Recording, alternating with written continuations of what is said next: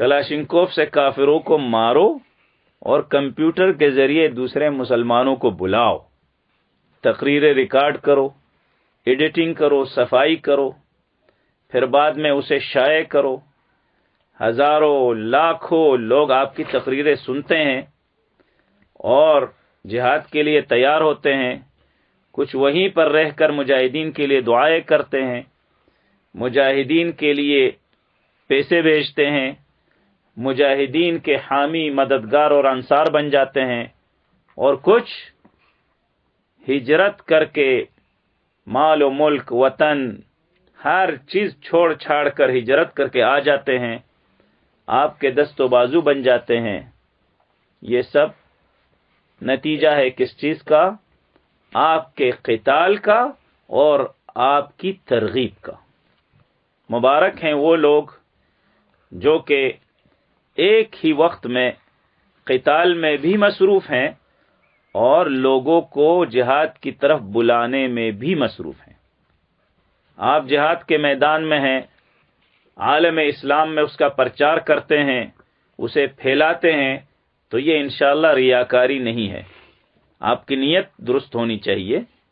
آپ اپنی نمائش اور اپنے آپ کو ظاہر کرنے کے لیے اور اپنی شہرت کے لیے نہ کریں، بلکہ عبادت کی نیت کریں کہ جو بھی ہمیں جہاد کی حالت میں دیکھے گا، قتال کی حالت میں دیکھے گا، بمباری اور شہادت و جراحت کی حالت میں دیکھے گا، تو اس کے دل میں جہاد اور مجاہدین کی محبت پیدا ہوگی، اور وہ لوگ بھی جہاد کی طرف آئیں گے اور اس میدان کو سجائیں گے اور اس میدان کو ترقی دیں گے، جہاد کو ترقی دیں گے۔ تو یہ بہت اچھی بات ہے۔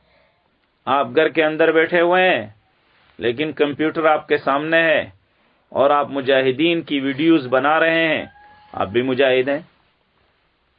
افسوس ہے ایسے علماء پر جو کہ نہ تو خود ہی جہاد کرتے ہیں اور نہ ہی مجاہدین کو جہاد کے لیے ابھارتے ہیں، اور پھر بھی اپنے آپ کو العلماء ورثۃ الانبیاء کہتے ہیں۔ یہ ان کے شایان شان نہیں ہے۔ العلماء ورثۃ الانبیاء، علماء انبیاء کے وارث ہیں، اور نبی کو اللہ حکم کیا دے رہا ہے؟ یا ایھا النبی حرض المؤمنین علی القتال، اے نبی آپ مسلمانوں کو قتال کے لیے، جنگ کے لیے ابھاریے۔ تو اس آیت کے اس چھوٹے سے ٹکڑے میں بہت ساری باتیں ہیں جن سب کو بیان کرنا ہمارے لیے بہت مشکل ہے۔ چھٹی بات جو اس آیت سے معلوم ہو رہی ہے وہ یہ ہے کہ جنگ کے ساتھ ساتھ ہمیں جہاد کی ترغیب بھی دینی ہے۔ خصوصاً یہ علماء کی ذمہ داری ہے، خصوصی طور پر وہ علماء جو کہ جہاد کے میدان میں آ چکے ہیں، ہجرت کے میدان میں موجود ہیں، وہ تو بہت مبارک ہیں کہ علم بھی ان کے پاس ہے، قتال فی سبیل اللہ میں بھی مصروف ہیں، اور دوسروں کو بھی دعوت دیں تو سونے پر سہاگا، نور علی نور، بہت بڑی بات ہے، بہت بڑی بات ہے۔ ہو سکتا ہے کہ کوئی یہ کہے کہ 20 سال تک آپ نے جہاد کی دعوت دی، کون جہاد کے لیے آیا؟ تو جواب اس کا یہ کہ یہ سوال تو اللہ بھی مجھ سے نہیں کرے گا، تو آپ کیسے کرتے ہیں؟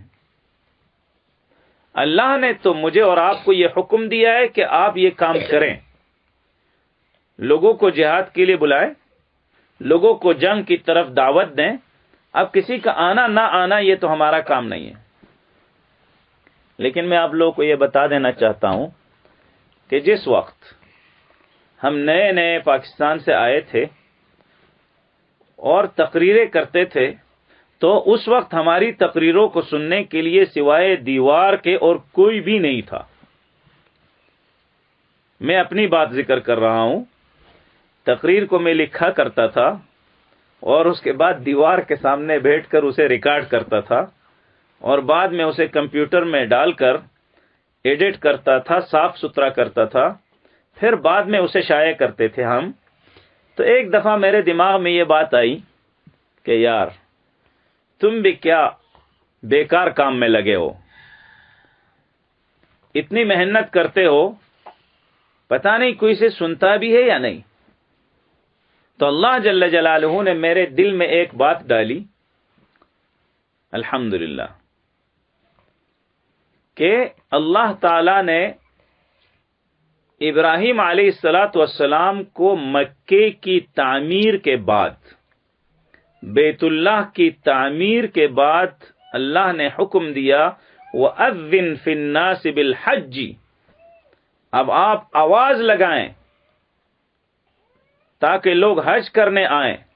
تو ابراہیم علیہ السلام نے کہا کہ یا اللہ، یہاں تو ایک میں ہوں اور ایک میرا بیٹا یہ اسماعیل ہے، کوئی تو ہے نہیں یہاں پر، میں کسے بلاؤں، میری آواز کون سنے گا؟ تو اللہ جل جلالہ نے فرمایا، اے ابراہیم، آپ کا کام اذان دینا ہے، آپ کا کام حج کے لیے بلانا ہے، اور آواز پہنچانا یہ میرا کام ہے.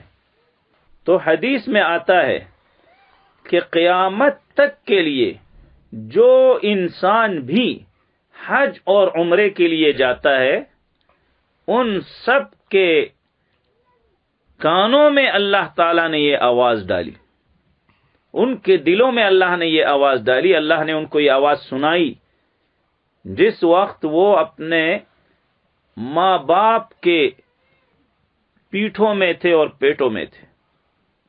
اللہ تعالی ہمیں بھی حج اور عمرہ کرنے کی توفیق عطا فرما دے. اللہ تعالی ہمارے لیے بھی سہولت اور آسانیاں پیدا فرما دے.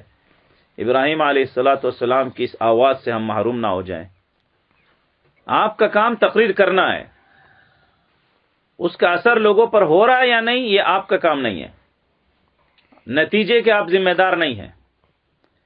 تو چند سالوں بعد جب ہم تھوڑے سے آزاد ہوئے، ادھر ادھر گھومنے پھرنے کے امکانات پیدا ہوئے، تو جو بھی مجھ سے ملتا تو کہتا، مفتی صاحب میں نے آپ کی تقریر سنی اور میں جہاد کے لیے آیا.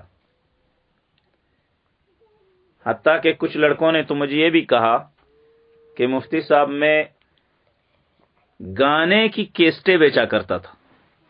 کیا گانے ہوتے ہیں نا، گانے، کہتے ہیں کہ میں میوزک سینٹر میں گانے کی کیسٹیں بیچا کرتا تھا. ایک دفعہ ایک کیسٹ آئی، جب میں نے اسے لگایا تو آخر تک میں سنتا ہی چلا گیا، اور اس کے بعد پھر میں جہاد کے میدان میں آیا. وہ آپ کی تقریر تھی. تو یہ اللہ تعالی کا کرم ہے، اللہ کی مہربانی ہے. آپ کو اپنا کام کرتے رہنا چاہیے. آج الحمدللہ افریقہ سے، امریکہ سے، عرب ممالک سے، عجم ممالک سے، حتیٰ کہ روس کے جیلوں سے، پاکستان کی جیلوں سے تو ہمارے ساتھی ویسے ہی رابطہ کرتے ہیں، روس کے جیل سے ساتھیوں نے واسطے کے ذریعے مجھ سے رابطہ کیا اور کہا کہ مفتی صاحب کا ہمارا سلام پہنچا دیں.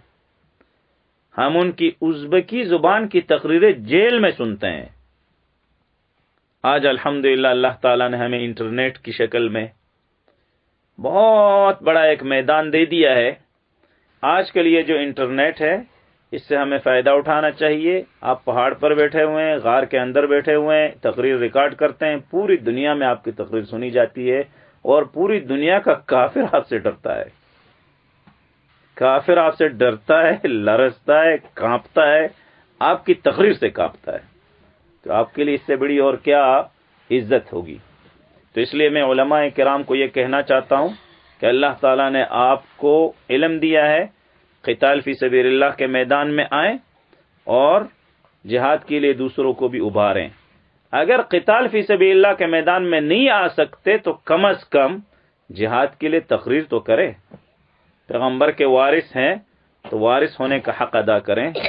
اللہ تعالی ہم سب سے راضی ہو اور ہم سب کو اس دین کی بہترین انداز میں خدمت کرنے کی توفیق عطا فرمائے. وصلی اللہ تعالی علی خیر خلقہ محمد وعلی آلہ واصحابہ اجمعین. والسلام علیکم ورحمۃ اللہ وبرکاتہ.